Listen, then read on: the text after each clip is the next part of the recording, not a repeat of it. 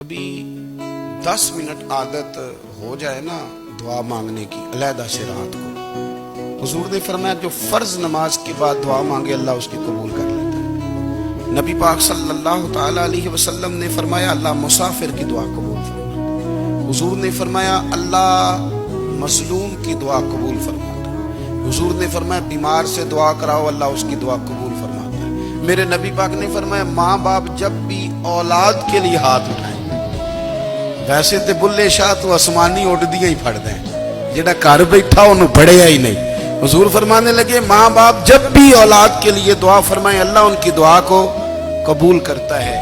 آپ اپنا تعلق بنائیں، دعا کے ساتھ، عبادت کے ساتھ، مصلی کے ساتھ رشتہ بنائیں، استغفار پڑھیں۔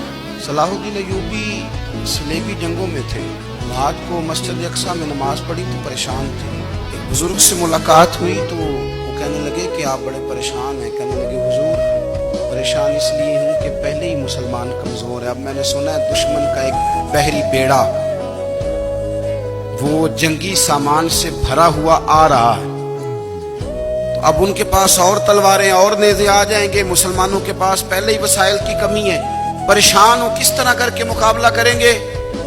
یہ بات کہتے ہی صلاح الدین ایوبی نے بزرگوں سے کہا حضور آپ بھی دعا کریں، دعا کی بڑی طاقت ہے۔ میرے نبی پاک نے فرمایا دعا مومن کا ہتھیار ہے، دعا مومن کا حضور نے فرمایا تقدیر کو سوائے دعا کے کوئی چیز نہیں بدل سکتی۔ دعا مومن کا ہتھیار ہے، یہ کافر کے پاس کوئی نہیں، یہ ہتھیار ہے مومن کا۔ اللہ کرے آپ کو سمجھ آئے، پھر سنیں، کئی بار کہہ چکا ہوں یہ ہتھیار ہے۔ کافر کے مقابلے میں جو تیرے پاس سب سے بڑا ہتھیار ہے وہ دعا ہے۔ دعائیں کرانی چھوڑ دی، کرنی چھوڑ دی، لینی چھوڑ دی۔ حضرت سیدنا انس بن مالک رضی اللہ تعالیٰ عنہ فرمایا کرتے تھے میں نے وہ رنگ دیکھا ہے جب حضور دعا مانگتے تھے اور حضور کی مقدس آنکھوں میں آنسو بھی ساتھ ہی بہا کرتے تھے، میں نے وہ انداز دیکھا ہے۔ تو صلاح الدین ایوبی بزرگ سے کہنے لگے آپ بھی دعا کیجیے، اور خود رونے لگے اور سر سجدے میں رکھ کے رونے لگے، اور عشاء سے لے کر فجر تک روئے، خوب روئے۔ صبح وہ بزرگ آئے،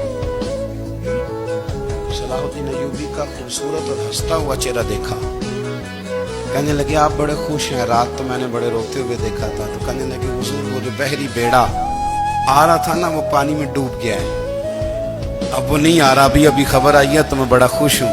بزرگ کہنے لگے اٹھ سینے سے لگ، اور سونے کے بعد وہ بحری بیڑا پانی میں نہیں ڈوبا، وہ تیرے آنسوؤں میں ڈوب گیا ہے۔ وہ جو تو رات رویا ہے نا رب کریم کی بارگاہ میں تو وہ ڈوب گیا ہے۔ بھائی اپنا مصلی کا، عبادت کا، وظائف کا، اللہ کا سلسلہ اس کو مضبوط کرے۔